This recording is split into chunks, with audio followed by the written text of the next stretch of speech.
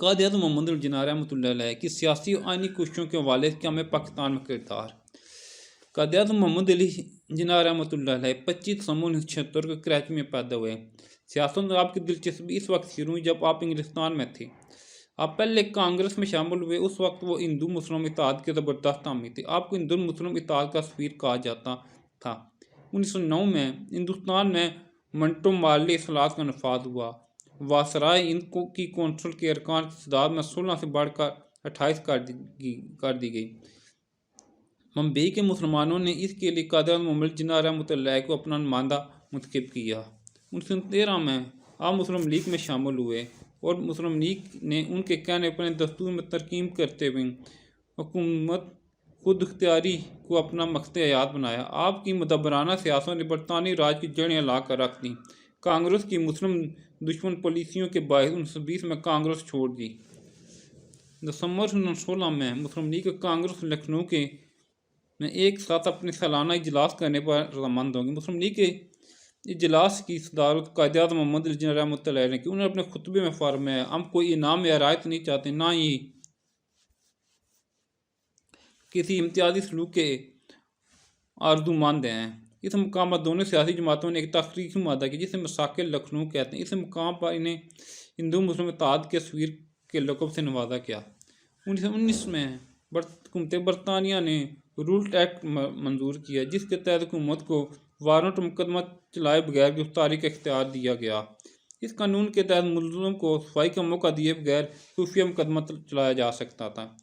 قائد اعظم رحمۃ اللہ علیہ اس مسودہ قانون کی مخالفت کی اور اسے غیر آئینی قرار دیا۔ اجازت انہوں نے وائسرائے ہند کی کونسل سے استعفیٰ دیا۔ اس موقع انہوں نے فرمایا، میں محسوس کرتا ہوں جو حکومت زمانہ امن میں ایسے قانون منظور کرتی ہے وہ مذہب حکومت کہلانے کوئی حق نہیں رکھتی۔ تاہم مجھے امید ہے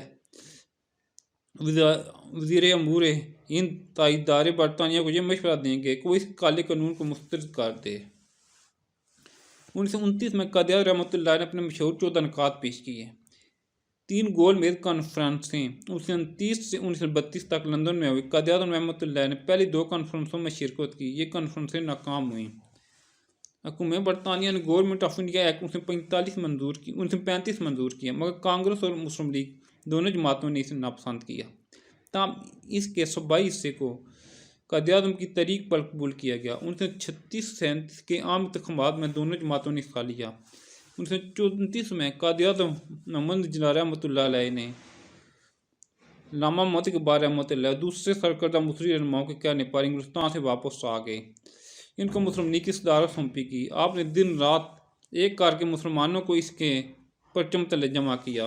1940 میں لاہور میں مسلم لیگ کا سالانہ اجلاس منعقد ہوا، جس میں ہندوستان کے مسلمانوں نے متفقہ طور پر ایک قرارداد منظور کی کہ ہندوستان کے مسلمانوں کے الگ خطے کی ضرورت، جسے وہ اپنی اکثریت کے بل بوتے پر زندگی اسلام کے اصولوں کے مطابق گزار سکیں۔ ان جلسے کی صدارت قائد اعظم محمد جناح رحمۃ اللہ علیہ نے کی تھی۔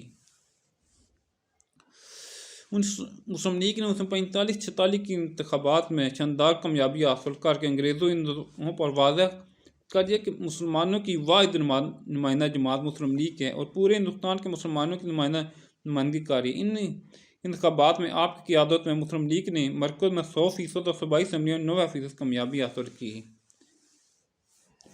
آپ نے کابینہ مشن کی تجویز کا، جن کے تحت انگریز کانگریس کو حکومت دینا چاہتے تھے، ڈٹ کا مقابلہ ہندوؤں کی ہر چال کو ناکام بنا دیا۔ اس مشن کو بالآخر تسلیم کرنا پڑا کہ مسلم لیگ کو کسی طور پر نظر انداز نہیں کیا جا سکتا۔ 14 اگست 1947 کو پاکستان معاہدے وجود میں آیا۔ 15 اگست 1947 کو قائد اعظم رحمۃ اللہ علیہ نے اس نئی اسلامی خود مختار ریاست کے پہلے گورنر جنرل کی حیثیت سے حلف اٹھایا۔ قیام پاکستان سے کچھ عرصہ پہلے قائد اعظم رحمۃ اللہ کی صحت خراب ہو گئی تھی، لیکن اس کے باوجود وہ دن رات اپنے فرائض سر انجام دیتے رہے۔ ان کو آرام کا ہرگز موقع نہ ملا، جس کی وجہ سے ان کی طبیعت اور زیادہ خراب ہو گئی۔ جولائی 1948 میں بیماری نے شدت اختیار کر لی۔ آخر 11 ستمبر 1948 کو اپنے خالق حقیقی سے جا ملے۔